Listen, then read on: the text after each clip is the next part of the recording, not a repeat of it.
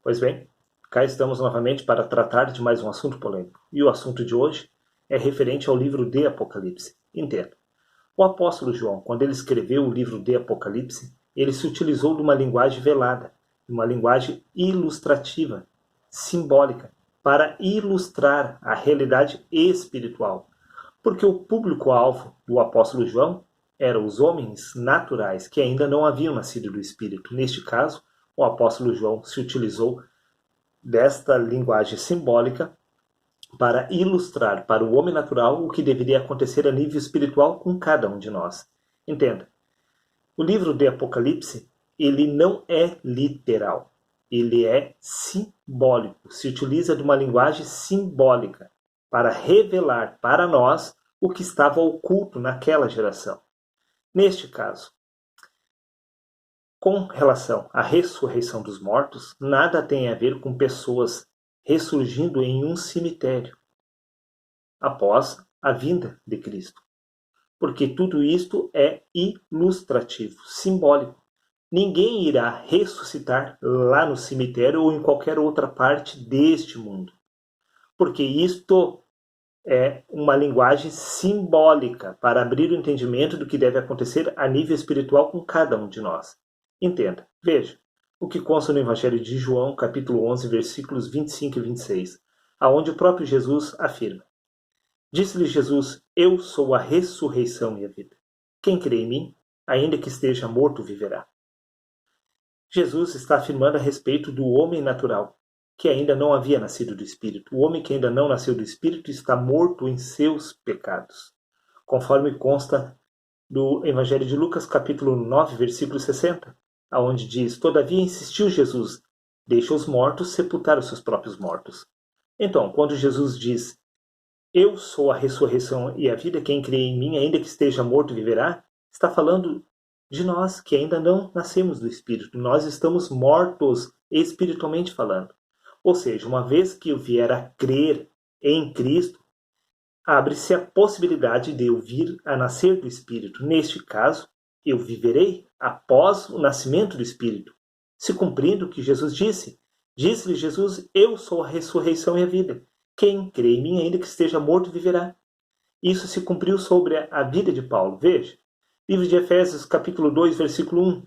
Ele vos concedeu vida estando vós mortos, nas vossas transgressões e pecados. Aquelas pessoas, inclusive Paulo, estavam mortos espiritualmente falando. Eles estavam mortos e Cristo lhes concedeu vida. Da mesma forma, no Evangelho de João, aonde eu acabei de ler. Eu sou a ressurreição e a vida. Quem crê em mim, ainda que esteja morto, viverá. Paulo foi ressuscitado, assim como os demais, mas eles não estavam postos em um cemitério, porque isto é uma linguagem simbólica, usada pelos judeus daquela geração. Veja, livro de Filipenses, capítulo 3, versículo 11. Para ver se de algum modo posso chegar à ressurreição dentre os mortos, disse Paulo. Mas Paulo não estava sepultado. Ele estava falando na questão do homem espiritual. Paulo entendia que o homem que ainda não havia nascido do Espírito estava morto em seus pecados. Paulo então estava aguardando a ressurreição dos mortos, através do nascimento do Espírito. Não estamos falando deste corpo lá no cemitério. Não é de forma literal, e sim espiritual. Neste caso, veja, vamos dar continuidade. No versículo 26 diz: E todo aquele que vive e crê em mim, nunca morrerá. Crê tu nisto? Disse Jesus. Todo aquele que vive é todo aquele que já nasceu do Espírito. Este nunca morrerá. Independentemente deste corpo natural, se ele ser posto de forma literal em uma sepultura, não afetará a sua existência, porque ele não é mais carne e sangue, porque primeiro é o natural, depois o espiritual. Quem já nasceu do Espírito já é um espírito. Neste caso, pouco importa o que há de acontecer com este corpo natural. Independentemente dele retornar ao seu lugar de origem, que é o pó da terra, não afetará a sua existência. É isto, ou é disto que se trata esta passagem bíblica. Vamos ler novamente, Evangelho de João, capítulo 11, versículos 25 e 26. Disse-lhe Jesus: Eu sou a ressurreição e a vida. Quem crê em mim, ainda que esteja morto, viverá. E todo aquele que vive e crê em mim, nunca morrerá. Crê tu nisto? Paulo creu, os demais também apóstolos. todos eles ressurgiram dentre os mortos, porque as demais pessoas que ainda não haviam nascido do Espírito estavam mortas em seus pecados. É sobre isto que o livro de Apocalipse relata. Veja, para terminarmos ou darmos continuidade, entenda. Livro de Romanos, capítulo 6, versículo 9 e 10. Entenda a respeito deste assunto. Sabedores de que, havendo Cristo ressuscitado dentre os mortos, já não morre, a morte já não tem domínio sobre ele. Mas de que morte estamos falando?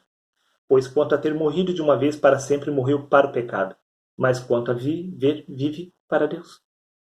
Jesus havia morrido na questão do pecado, através do nascimento do Espírito, que se deu aos 30 anos lá no Jordão, quando o Espírito Santo veio do alto sobre a sua pessoa, símbolo do novo homem, símbolo do batismo, da morte e ressurreição. Morte do natural e a ressurreição do espiritual. Neste caso, Jesus havia morrido para o pecado, assim como Paulo. Livro de Romanos, capítulo 6, versículo 2, de modo nenhum. Como viveremos ainda no pecado, nós que para ele morremos? Da mesma forma, pois quanto a ter morrido, Jesus de uma vez para sempre morreu para o pecado. Estamos falando a nível espiritual. A morte e a ressurreição descrita no livro de Apocalipse faz alusão à morte da essência deste homem natural, da essência deste ser pecaminoso, que é inimigo do Espírito. Por isso que o livro de Apocalipse descreve que quando Cristo vier, o homem do pecado será aniquilado, desfeito, porque esta natureza, este primeiro homem, é inimigo do Espírito. O inimigo de Deus será aniquilado, por assim dizer, jogado no lago de fogo. E é exatamente isto que acontece quando você nasce do Espírito. O primeiro homem é removido e estabelecido segundo em seu lugar. Entenda? O livro de Apocalipse está descrevendo o nascimento do Espírito sobre a sua vida e nada mais. Quando você nasce do Espírito, Cristo vem do alto sobre você. E quando Cristo se torna um com você, este homem do pecado é aniquilado. Um será condenado e o outro justificado. A descrição do livro de Apocalipse é a descrição do nascimento do Espírito no homem. Entenda. Veja o que consta no livro de Apocalipse, capítulo 20, versículo 6. Bem-aventurado e santo é aquele que tem parte na primeira ressurreição. Sobre esse, a segunda morte não tem domínio. Esta passagem do livro de Apocalipse, capítulo 20, versículo 6, é a descrição do Evangelho de João, capítulo 11, versículos 25 e 26. Vou ler novamente para você entender. Preste atenção.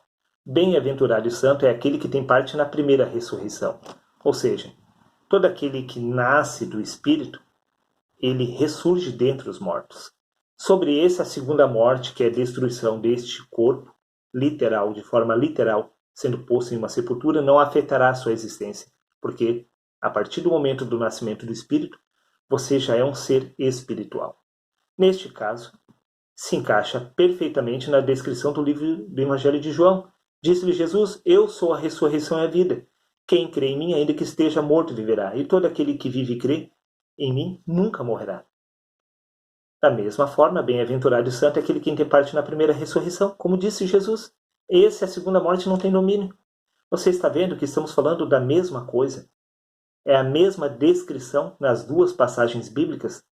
Isto significa que, mediante o nascimento do Espírito, você vence a morte. Você ressuscita dentre os mortos.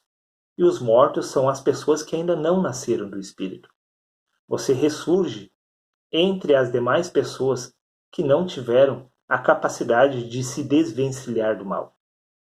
Neste caso, acho que é mais do que suficiente para fazer você entender que a passagem do Evangelho de João, repito, capítulo 11, versículo 25 e 26, diz respeito ao nascimento do Espírito.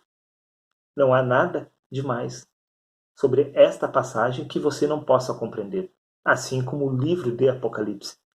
Tudo se encaixa perfeitamente quando você tem a mente iluminada para compreender que tudo que foi descrito de forma ilustrativa no passado faz sentido para quem compreende que aquela linguagem simbólica fala a respeito do nascimento do Espírito, ou seja, a respeito de tudo que deve acontecer em nós, porque a história de Jesus, a história de Paulo, é a nossa história se cumprindo neste século, nessa geração.